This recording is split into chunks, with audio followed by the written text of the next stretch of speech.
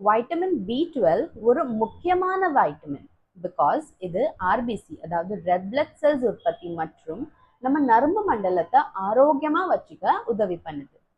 இன்னைக்கு நம்ம vitamin B12 பத்தி தான் பேச போறோம்.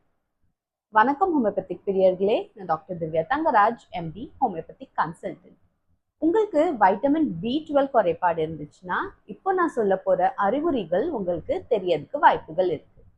ஃபர்ஸ்ட், உடம்பு முழுவதும் ஊசி குத்துறது மற்றும் எறும்பு ஊறுவது மாதிரியான உணர்வு இருக்கும். செகண்ட், உடல் பலவீனம் மற்றும் சோர்வு மாதிரி இருக்கும். தேர்ட், தலை சுத்துறது ஒரு மூச்சு திணறல் மாதிரி இருக்கலாம். ஃபோர்த், வாயில அடிக்கடி புண்ணு வருவது. ஃபிஃப்த், ஒகேஷனலி மூட் ஸ்விங்ஸும் எக்ஸ்பீரியன்ஸ் பண்ணுவாங்க சில பேஷண்ட்ஸ். இந்த அறிகுறிகள்லாம் உங்களுக்கும் இருந்துச்சுன்னா நீங்க 1-to-1 செஷனுக்கு அப்பாயின்மெண்ட் புக் பண்ணலாம்.